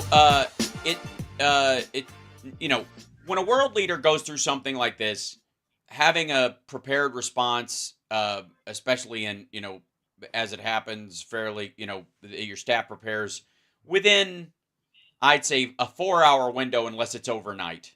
Right in the middle of the night, you do it first thing the next morning as far as addressing it, right? But a lot of this happened about, like there were still fire trucks there, just getting there at 3:00 in the morning, and so then waiting till the next early evening it took Putin 12 hours when it happened to address the country. He declared the March 24th a day of national mourning. He claimed that a backdoor had been prepared for the suspects in the attack so they could cross the border with Ukraine. Right. He said the instigators will be justly punished. He said, as for the investigation, I can tell you the following. All 4 perpetrators have been found and detained. Well, what luck. In a huge country. They just drove the same car, did they? They sought to escape and were moving towards Ukraine, where a backdoor had been prepared for them to cross the border. Again, into Chechen-held areas. I mean, we're talking, and then Moscow is also it's a surveillance state. There are cameras everywhere in Moscow. that leads me to for all the people suspicious. who are wondering why we haven't caught the people who built the gallows on January 6th, or saying it's hinky because there was they haven't caught the person who laid the pipe bombs at the DNC and the RNC on January 5th. I don't want to hear from any of those folks that all of a sudden they're like believing the state word on. No, we got them. It's immediate. We have all these cameras everywhere, but the only footage we have of these guys is from cell phones, and we caught them near the border, and they just all happen to be, and they did the same thing. They did the exact same thing in the 1999 apartment buildings. They rounded up guys, that fit the profile, and the profile is, either round up the usual suspects. Asia. Yep. And they were trotted out in front of the public, and there's so much about this, right? That is, and again, it's still very early days, but there's again, also you can't trust the Russians because they lie all the time, constantly. So your information source, your primary information source, is suspect, and we know that Putin has done this before, so.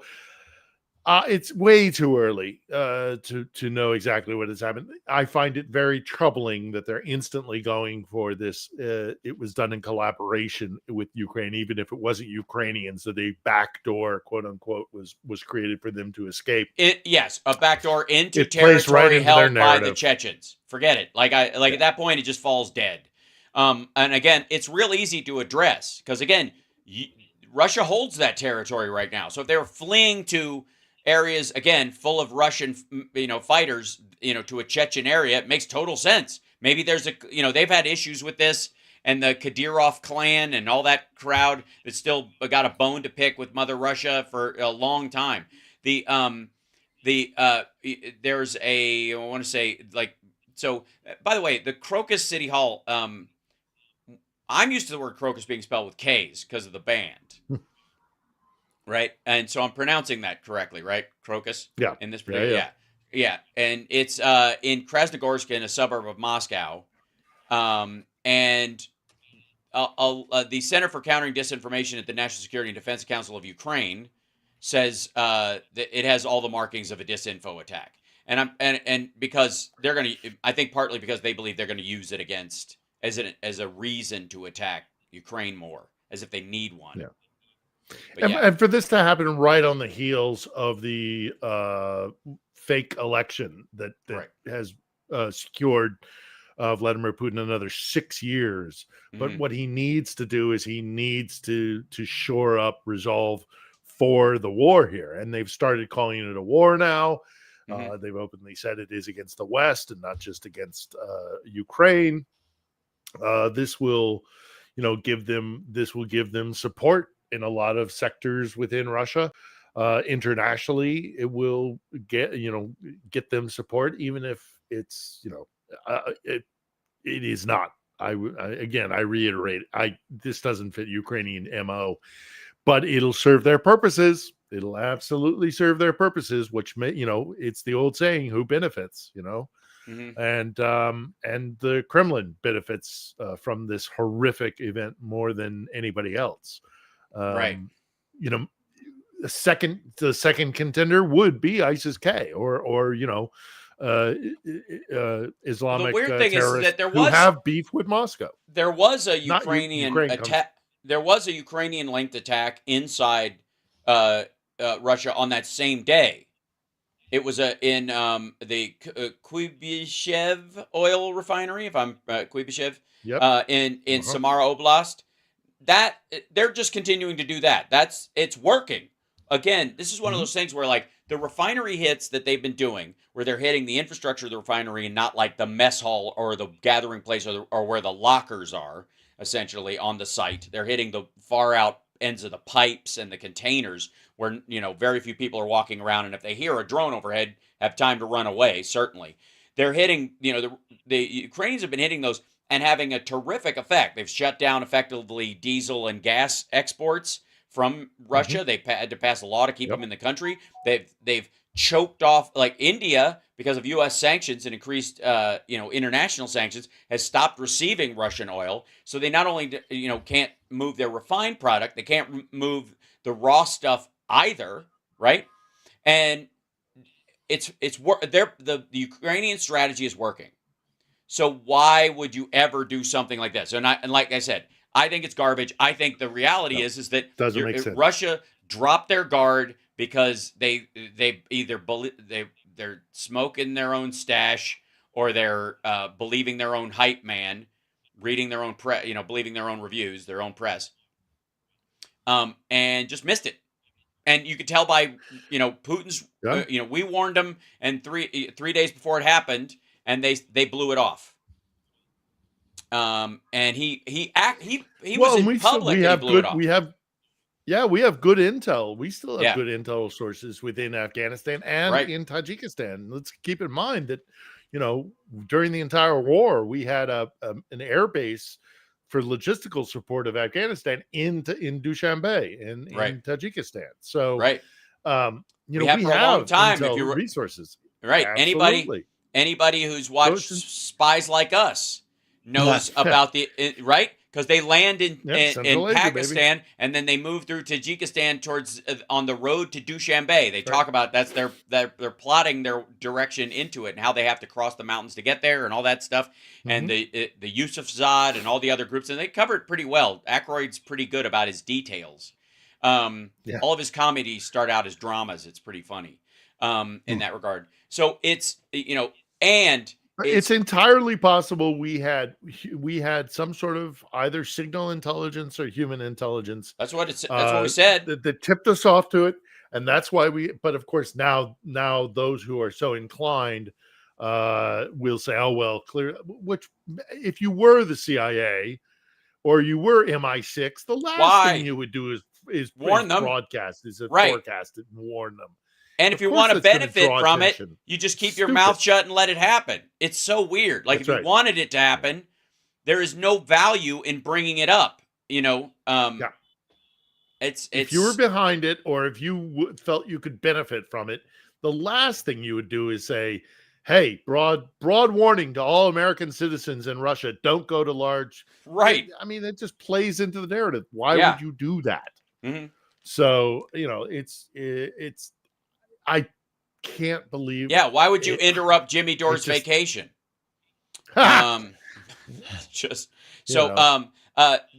Before, by the way, we haven't gotten to questions because we've been dealing with this a lot or whatever. Let me see if we can get a question before. I've got one. Before we get to I've got one here. It was a super chat. I want to remind you, you do not have to super chat. But thank you, Poo Picker Upper. You don't have to super chat to ask a question. Just at me in the chat. That's right. Johnny, can you ask Phil about? But it's important. We do appreciate it. Yeah. Can you ask Phil about farmers moving to Russia because of their sudden stand on LGBTQ? All of a sudden, I've been getting this video on YouTube, and they didn't know language was required, assets seized. Oh, that family. This is a Canadian family that moved to somewhere outside of Ekaterinburg because they're religious zealots, and they found out that moving to a country where you don't speak the language, and which has draconian laws in quotation marks, and financial difficulties in moving money into, that they went over to Russia thinking great white nationalist country like Russia will be wonderful to move to, and then they realized, hey, it's really hard when you don't speak the language and when you don't know the country or the customs or the laws or anything like that. Dumb family, poor children. Feel sorry for them. Yeah, basically Canadian maggots who bought the story that they'll do anything to escape the gay, and so they moved over there, and they had their money was seized, their assets were frozen, they couldn't work. There were all kinds of. I'm sure now that the spotlight of public opinion is on them, that the Russians will make everything good. I think they came back. Money. I want to say they got their money. The wife was frustrated because of the language barrier. I'm not following this every single day. They're ridiculous people, so why waste the hard drive space? So I'm not going to waste time following them exactly, whether or not they came back or not. But it's just moving to Russia and actually going to Russia because you believe that it's more accommodating for your white Christian nationalism is a really incredibly stupid thing to do. Right. So, Yeah. We got to take no a break. sympathy, except for the children. We'll be back with some more questions from our chat room at infotainmentwars.com or twitch.tv/HalSparks or on the Facebook page or on X/Molly, which is what I call it now, after this break. We'll be back.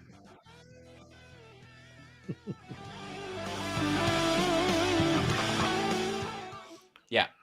I haven't decided whether I want to call Twitter crack or I think angel dust, as much as it's a pejorative for the drug, or to name it that way. It's also the name of a really good Faith No More record. So, yeah, with a crane on the front of it. Very it's strange. A terrible platform now.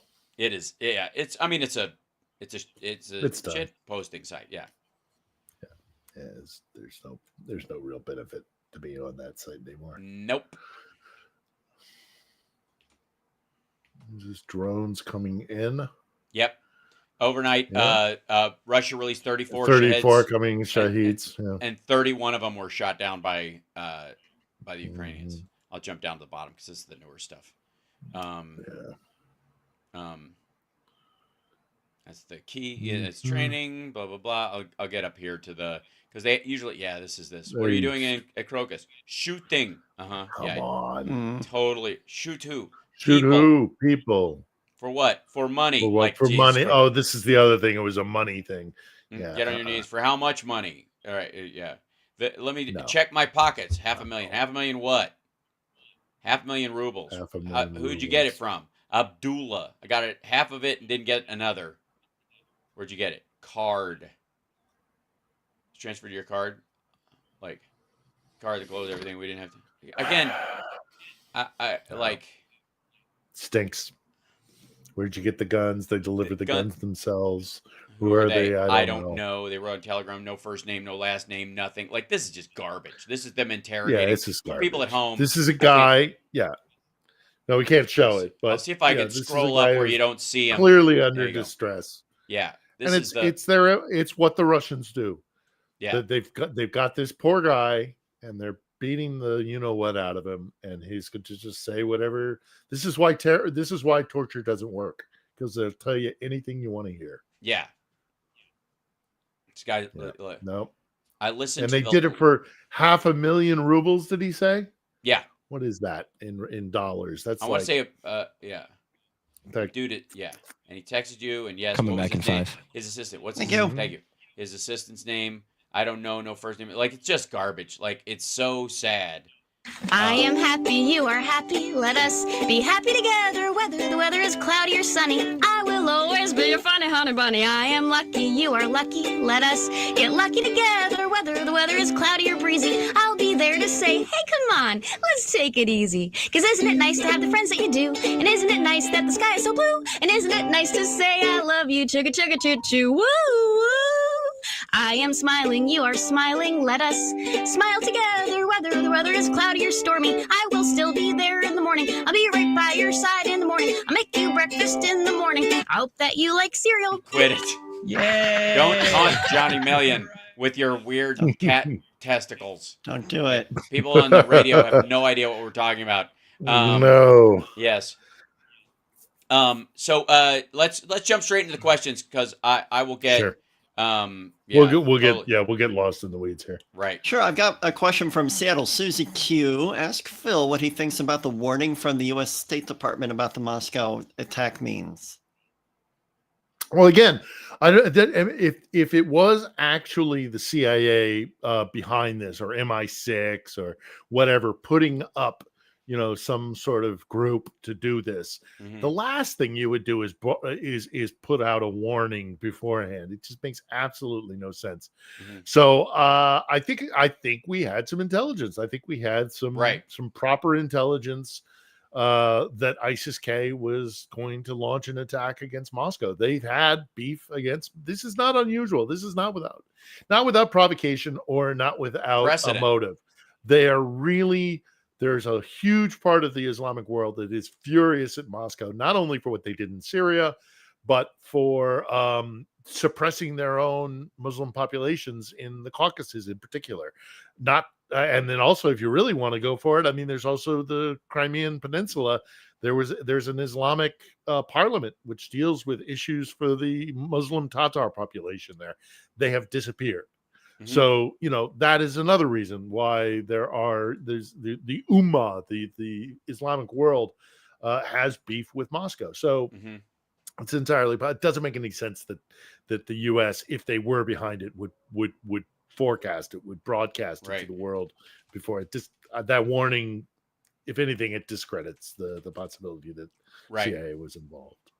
Yeah, I real quick, I want to show folks something. I don't know if it'll come up clearly on the screen because it's always kind of iffy. But there was an article about the rise of the U.S. as the top oil producer. Right now, the United States is the world's biggest producer of oil. 14.7% of oil is produced by the United States of all the oil in the world. Saudi Arabia is second with 13.2. Russia is third with 12.8. They were tied at one point, and now Russia has gone down. Everybody else is down in the 5%. Canada 5%, Iraq 5%, China 5.1%, which is hilarious because it's not even theirs, and the UAE and the like. But this is a great graphic. I'll pass it around online later on that will upset maggots. Just saying. Okay, so sorry. Next question. Next question from Jamie Weatherhog. Is it possible that ISIS-K was funded by MBS? I mean, know what MBS is. Yeah, that's Bin Salman. Yeah, Mohammed bin Salman, Saudi Crown Prince. Yeah. I mean, look, Saudi and ISIS, as with Al Qaeda, there's some murky ties there. So,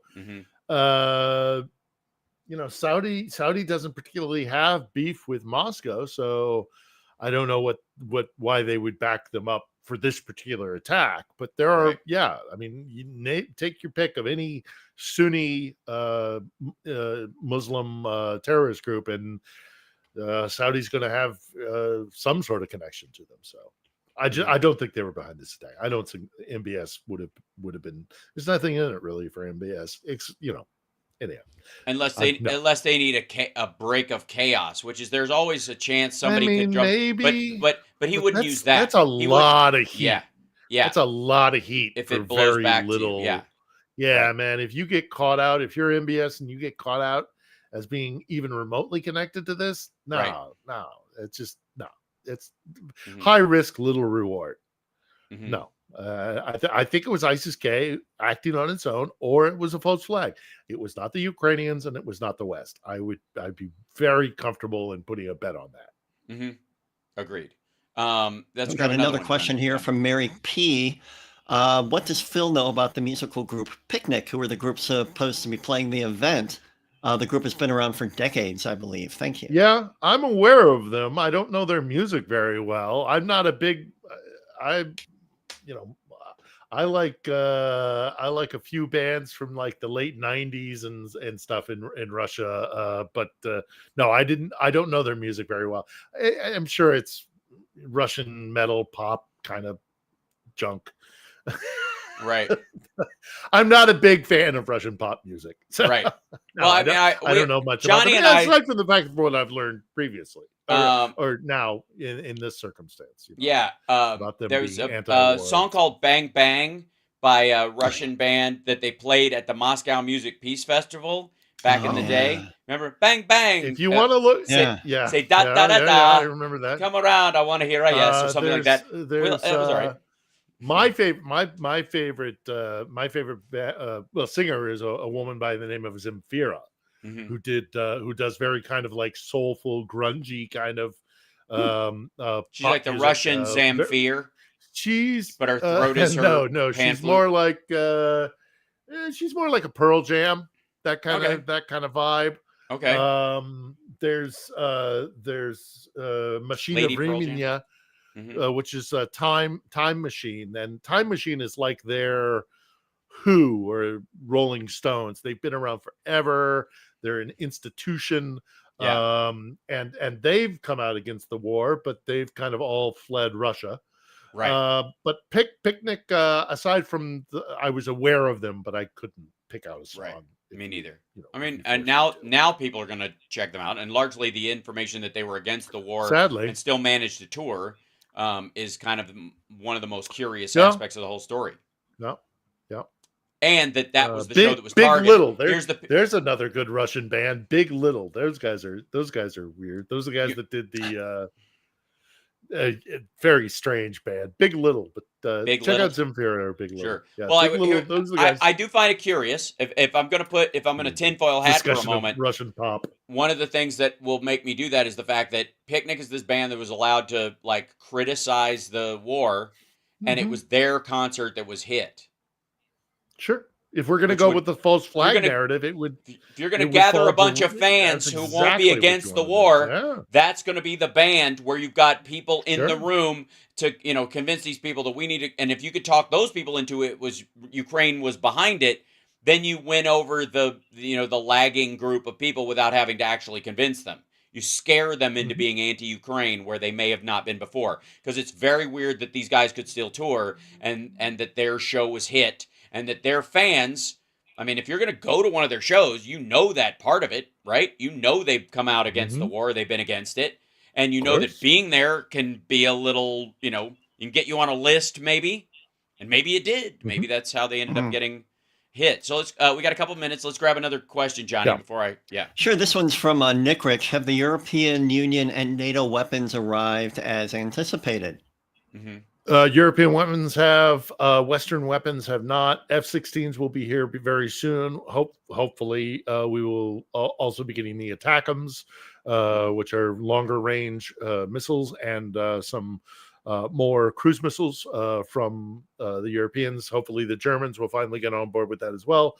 It's still the U.S. that's dragging its feet, though, and we still have to pressure our elected officials, and I urge you all to do it. To try and get that bill on the floor. I think we're still 30 names short on the discharge petition. The Republicans, because it was put forward by the Democrats, are saying they're not interested, which is shameful. But call your elected officials and pressure them to get that discharge petition signed so we can get this bill on the floor. And even then, it's going to be about a month before U.S. weapons start. Well, and there was Ukrainian money in this budget that passed. That was one of the big reasons why the Freedom Caucus was freaking out about it. I honestly I would argue there were actually more diversion elements in there that the administration can use to the tune of a major push for ammunition and other stuff. Still not enough, though. You're Still right. Not enough. I agree. We need the $60 billion, and it's not good that we are delaying on it. No, not at all. I'm just saying Ukrainians are gracious people, and they have been very appreciative for the help that we've already given them. But I can tell you that there is a lot of frustration right now and a lot of anxiety about the U.S. no longer being a reliable partner. Sure, understood. Rightfully so. Yeah. Sadly. We're near the end of the show. I want to remind everybody to check out Philip Bittner's YouTube page, and then philipbittner.com, which is his site. He's launching a podcast. They're building a studio over there so he can interview people that are there, both journalists and people involved in it. Very excited to see that. Johnny Million's got his live stream on Twitch and YouTube under It's Johnny Million. And, of course, I live stream 5 days a week. Sometimes twice a day, Monday, Wednesday, Friday. And then, of course, we're here every Saturday for the show. Patreon.com/HalSparks, great way to support the show. And you get a free comedy show next Friday when I'm at Flappers. I stream that for our patrons. It's the only thing that's behind technically a paywall so that all the information gets out and we don't have to throttle or bottleneck any of it, because it's important that people know the stuff we're talking about here. And I want to thank everybody for tuning in. Thanks, WCPT. And by the way, sexyliberal.com/tour. We're coming to your town. There's ads at the top and the bottom of the show every day. Take care. We'll see you next time.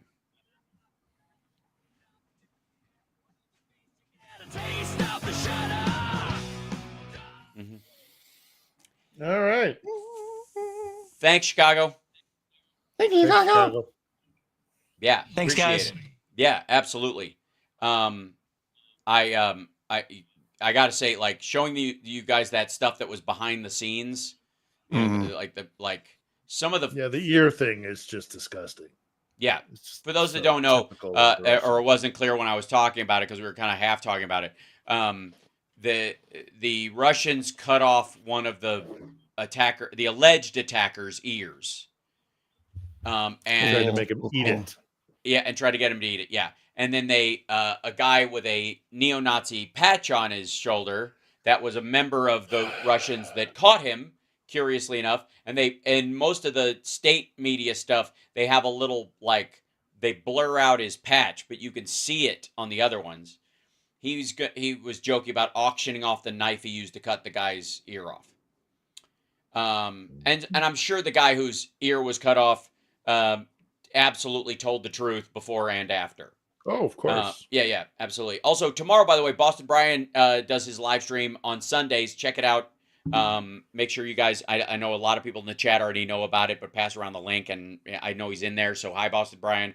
We love you. I'm going to drop in and say hi, and I'll let you guys go because I know you got a lot to do, and as do I. So thanks so much. I got dinner. Take care. Yes, go eat something. And Johnny All Million. Right, take care, guys. Go. I'll see you on Wednesday.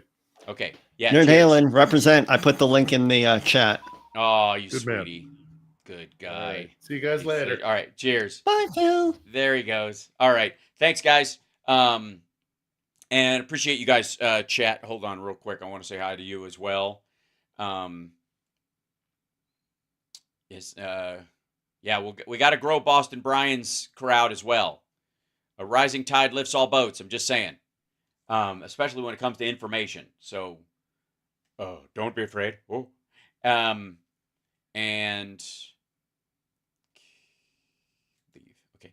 I want to show you something real quick.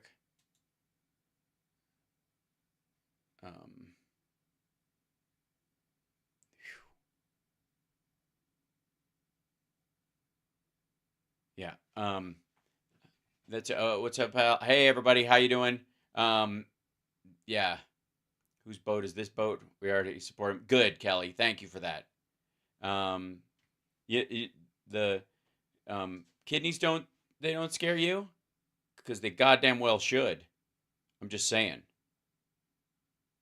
They scare me.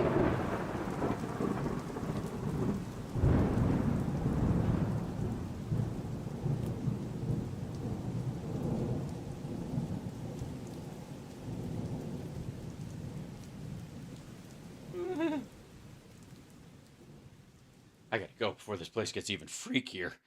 Good Lord. Take care of yourself and take care of somebody else. I'll see you on Monday, everybody.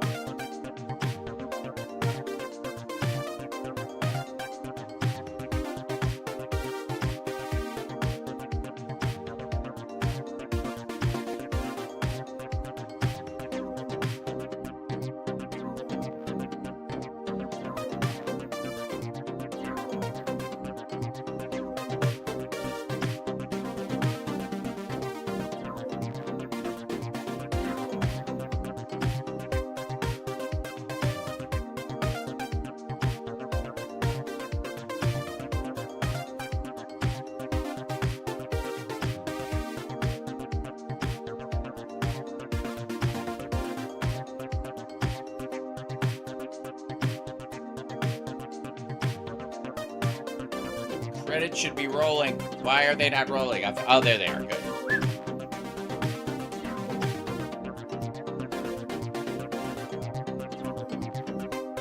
I found the right button.